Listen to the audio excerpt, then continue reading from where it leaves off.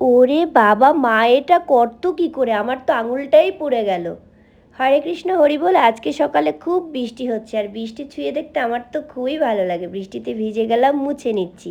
আর আগে আমি সিংহাসন শৃঙ্গার করে নেব, জগন্নাথকে খুব সুন্দর করে সাজিয়ে নেব। ছোট ফুলটা আলাদা করে নিলাম আরতির জন্য। আর এত সুন্দর সুন্দর বেলি ফুলের গন্ধে মৌ মৌ করছিল পুরো ঘরটা। তো ভগবানকে সাজিয়ে নিলাম এভাবে। জগন্নাথ আছে আমার বাইরেও। এখন আমি বৃন্দা দেবীকে আনতে যাচ্ছি। বৃন্দা দেবী তো এখন সবসময় ভগবানের পাশেই থাকে, সারাদিন থাকে। শুধু রাত্রিবেলা নিয়ে বাইরে রাখি। দুধটা বসিয়ে দিচ্ছি, আর কড়াইটাও বসিয়ে দিলাম। পটল ভাজা করব, বেগুনি করব, আর করব পুষ্প অন্ন।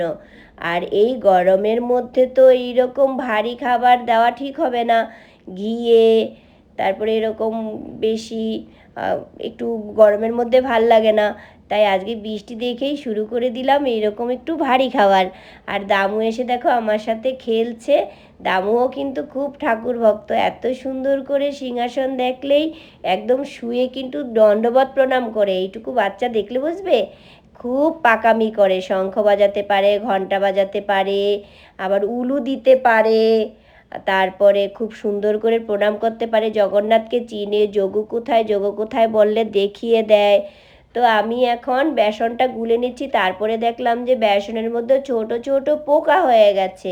আর এই রকম বৃষ্টির দিনে, গাদলার দিনে কিন্তু এই সমস্ত জিনিসগুলোতে পোকা হয়ে যায়। তো দুর্ভাগ্যবশত সবটুকুই আমার এখন ফেলে দিতে হবে, কিচ্ছু করার নেই। ফেলে দিলাম সবটা বেসন। আর ভগবানের ভোগ দেওয়ার আগে খুব ভালো করে চেক করে নেবে রান্নাবান্না করার সময়, পোকামাকড় যেন না থাকে, ধুয়ে নেবে ভালো করে। তো আমার কাছে প্যাকেটে ছিল আরেকটা, সেটা দিয়ে আমি কাজটা করে নেব এখন।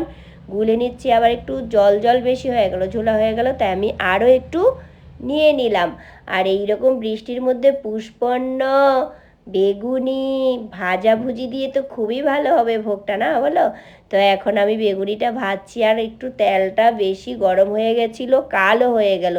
কিছুটা ভাজা ভালো হয়ে গেছিলো, কিছুটা একটু কালো কালো হয়ে গেল তেলটা। তো যাই হোক, এখন আমি পুষ্পন্নটা একবারে চালটা কষিয়ে তারপরে রান্না করব। তাই আদা, এলাচ, দারুচিনি দিয়ে দিলাম। আদার রসটা আলাদা করে নিলাম। আদার রসটা দিয়ে দেবো পুষ্পান্নর জলে। এখন যদি রসটা সহ দেই, রসটা কী হবে, তেলে ভেজে এখানেই শেষ হয়ে যাবে, স্বাদটা নষ্ট হয়ে যাবে। আর এই এখন চালটা আমি ভালো করে কষিয়ে নেব। আর এটা কিন্তু গোবিন্দভোগ চাল, আগে একটু ভিজিয়ে রেখেছিলাম যেন ভেঙে না যায়। চাল ভিজিয়ে রাখলে ভাঙা ভাঙা হয় না, সুন্দর টান টান থাকে, সুন্দর ঝরঝরে হয়। এলাচটাও ঠিক আমি উপরের খোলটা খুলে দিয়ে দিচ্ছি। আর ভিতরের দানাগুলো একটু শিলনোড়াতে আমি থেতো করে দিয়ে দেব। তখন আরও এটা দেখা যাবে যে এখানে তোমার দুটো দিলেই হয়ে যাবে, থেতো করলে সেখানে 4-5টাতে কিন্তু এই সমান গন্ধ বেরোতো না। পরিমাণ মতো জলটা কি করে দেব, তাই আমি আমার মাকে দেখতাম 1 কড় জল, ওই চালের উপরে 1 কড় জল থাকতো, এরম করে আমার মা আর জেঠিকে দেখতাম যে পুষ্পন্ন রান্না করতে। এখন অবশ্য আমরা চালটা মাপি, আর চালের ডবল জল দিলেই হয়ে যায়। আমি কিশমিশ আর একটু দুধও দিয়ে দিলাম, নুন চিনি সব কিছু দিয়ে একটা ঢাকনা দিয়ে ঢেকে যেই সময়টা বাজবে, এখন আমি পড়ে নেব জগন্নাথ অষ্টকম। আর এখন জগন্নাথের লীলা, তাই জগন্নাথ অষ্টকম পড়তে হয়। কদাচিৎ কালিন্দীতট বিপিন সঙ্গীত তরল, মুদাভিরি নারী বদন কমলা সাদ মধুপ, রমা শম্ভু ব্রহ্মামরপতি গণেশার্চিত পদ, জগন্নাথ স্বামী নয়ন পথগামী, নয়ন পথগামী ভব তুমি। ভুজে সব্যবেনুং শিরসি শিখপিচ্ছিঙ্কতি তটে, দোলুকং সহচর কটাক্ষং বিদধতে, সদা শ্রীমদ বৃন্দাবন বসতি লীলা পরিচয়, জগন্নাথ স্বামী নয়ন পথগামী, নয়ন পথগামী ভাব তুমি। মহাম্বোধয়ে স্থিরে কনক রুচিরে নীল শিখরে, বয়সন প্রসাদান্ত সহজ বলভদ্রেণ বলিনা, সুভদ্রা মধ্যস্থ সকল সুর ও স্বভাব শরদ, জগন্নাথ স্বামী নয়ন পথগামী, নয়ন পথগামী ভব তুমে।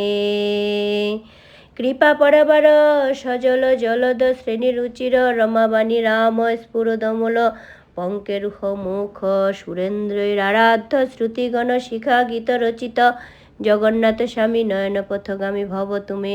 রথারূঢ় গচ্ছন পথি মিলিত ভূদেব পটলৌ স্তুতি প্রাদুর্ভাবং প্রতিপদ মুপাকর্ণ সদয় দয়া সিন্ধু বন্ধু সকল জগতাং সিন্ধু সদয় জগন্নাথ স্বামী নয়ন পথগামী ভব তুমে।